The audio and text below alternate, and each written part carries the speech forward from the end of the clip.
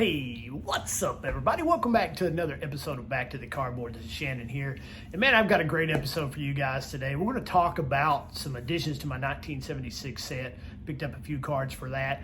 I also want to discuss the longest home run ever hit in the Major League, well, possibly the longest home run ever hit in a Major League game, as well as a forgotten red leg.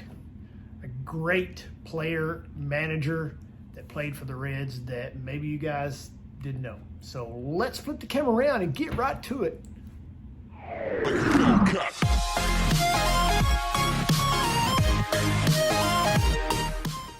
All right, first card I want to share with you guys is from my 76 set. Is this 76 Robin Yount, Rockin' Robin as they like to call him, the kid. Robin here was a three-time All-Star, two-time American League MVP, a three-time Silver Slugger Award winner. Spent his entire career with the Milwaukee Brewers and was elected to the Hall of Fame in 1999. That's Robin Yount going into my 76 set. Then next up, I got Fred Lynn here. This is Rookie Cup, rookie card. Fred here was a 9-time All-Star and the Rookie of the Year in 1975. And guess what? He was also the American League MVP in 75. There's been one other player that I know of that's done that. Fairly recently, he's retired now. Do you know who it is? If you do, put it down in the comments below. And if not, I will put that trivia question up at the end of this video. Next up, I got this guy right here, Sweet Lou Brock. Lou here was a 6-time All-Star, 8-time stolen base leader. Won a World Series in 64 with the Cubs, then again in 67 with the Cards.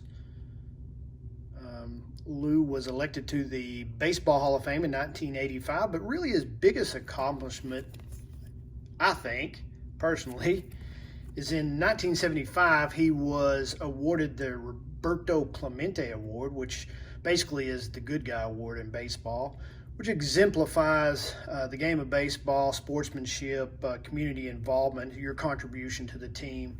Really just an all-around great guy. That's Lou Brock, elected to the Baseball Hall of Fame in 1985. Sweet Lou. Then next up, I got this card right here. Mr. Reggie Jackson, Mr. October. Man, what can you say about this guy? 14-time All-Star, 5-time World Series champion, 2-time World Series MVP, 4-time American League home run leader.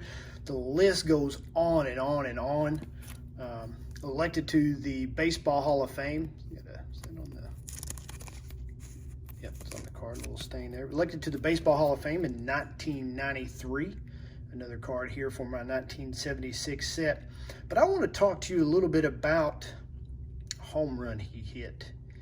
In the 1971 All-Star game at Tiger Stadium. Do you guys remember this? It was a huge blast from Reggie's bat there. And there have been several players that come to mind that's hit some monster shots over the years. When I say monster, I mean 500 feet plus. Guys come to mind like Mo Vaughn, Big Mo Vaughn, Cecil Fielder, Ryan Howard, the big donkey from Cincinnati, Adam Dunn hit some monster blasts. Of course, Barry Bonds, Mark McGwire, both those guys hit some deep, deep balls. But there's some other huge shots come to mind. Now, you think of a reported Mantles blast in '53 at Griffith Stadium there in D.C. The Yankees publicist, Red Patterson, reported it traveling 565 feet, which that's huge. Josh Gibson, the great Negro League star, reportedly hit one 580 feet at Yankee Stadium in 1937. But let's take a real quick look here at Jackson's shot there in the All-Star game in 1971. There's a long drive. That one is going way up. It is off the roof. That hit the transformer up there. A tremendous smash. Only 8 players have hit the ball over the roof here in Detroit. And Jackson nearly did it then out of the ballpark. It's been done 13 times, Kurt. Norm Cash has done it the most, 4 times. Mantle has done it 3. Williams has done it. But that one was really a smash, more toward right center field. That ball traveled 539 feet and struck that transformer sitting up there on top of Tiger Stadium. Amazing, amazing. There have been a lot of balls knocked out of Tiger Stadium, but that one where it hit on the transformer, a physicist, somebody who studies physics and how things move and travel, from Wayne State University said if that ball hadn't have struck that transformer on the top of Tiger Stadium there, that it would have traveled 650 feet. That's right, 650 feet. That is crazy. So is that the longest home run ever hit? Who knows? But I thought that was a pretty cool story. Now, let's move on. I want to talk to you guys about a forgotten Cincinnati Red leg, and maybe some of you guys knew this, maybe you didn't. So the forgotten Cincinnati Red leg is none other than this guy right here, the great Billy Martin. You probably seen my book in the background there, kind of gave it away. Number 1, Billy Martin. But Billy here, otherwise known as his real name anyway, is Alfred Emmanuel Martin Jr., named after his father, or Billy Martin.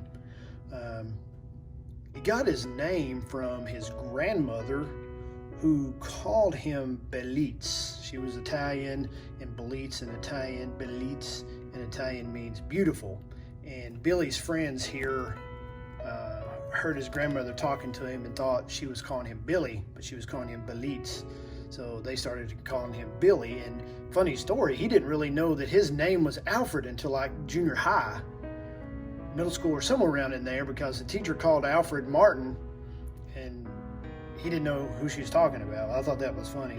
I had to go home and ask his mom, is my name really Alfred Martin? But anyway, Billy here, this is a 1991 Topps archive to look like Billy's 1953 card. It's a beautiful card. I wish I had the real one. But Billy here played with the Yanks 1950 through 53, then again in 55 through 57. Was an All-Star in 56, 5-time World Series champion 51 through 53, again in 56, and then as a manager in 77, all with the Yankees. 52 World Series game 7 against the Dodgers, Jackie Robinson hit a pop-up, infield pop-up, and Billy here, coming from second base, snatched it right in front of the home plate, right off his shoe tops, I guess, to save the game. And that's the 52 World Series. And in the 53 World Series, once again against the Dodgers, Billy did it with his bat. He had 12 hits, 23 total bases to eclipse none other than Babe Ruth's record of 19. Was traded off from the Yankees, ended up on the Indians the 59 season. After the Indians 59 season, he was traded to my Cincinnati Redlegs. This happens to be his 1960 Topps card. He has 2 cards, the 60 Topps card and the one I'm going to show you next, which is his 61 postcard. Post serial, of course, this is the blank bag. This is hand cut.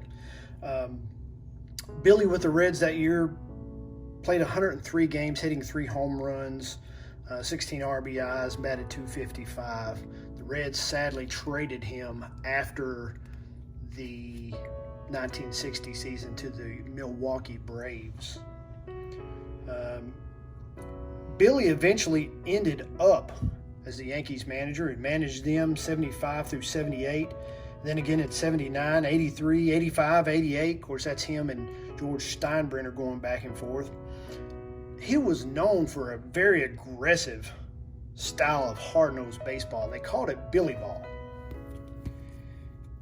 And he ended up winning the World Series in '77, like I said, with the Yankees with his Billy Ball. Of course, he was known for carousing and drinking and brawling, and his famous player confrontations with Reggie Jackson, nonetheless. Also his controversy on and off again with George Steinbrenner. Had a brilliant baseball mind. Hall of Fame manager Tony La Russa stated to him without reservation, he said, "I would call Billy the most brilliant field manager I ever saw. He was unmatched. None of us could live up to him." Casey Stengel, the great Yankee manager, once stated in an interview a month before his death in 1975, "He's a good manager. He might be a little selfish about some things he does, and he may think he knows more about baseball than anybody else, and it really wouldn't surprise me if he was right." When asked why he admired Martin as a player, Stengel replied, "If liking a kid who never let you down in the clutch is favoritism, then I plead guilty." That was Casey Stengel's quote of Billy Martin. But Billy, sadly, in 1989, Christmas Day, this is how I remember Billy here.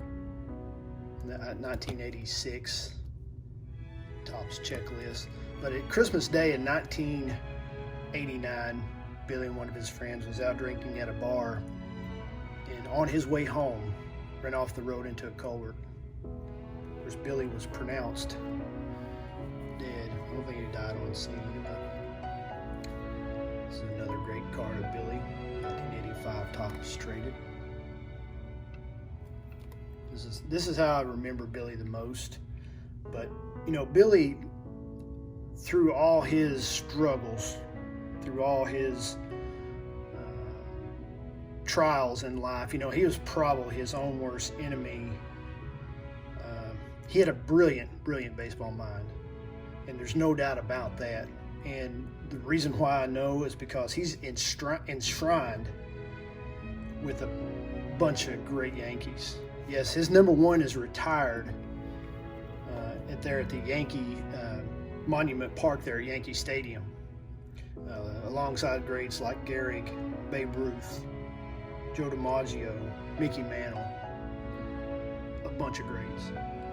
But this, my friends, is the number one, Billy Martin, the Forgotten Cincinnati Red. Hey, that's all I got, guys. I appreciate you hanging out with me. The answer to the trivia question is this guy right here, the only two players to ever do it.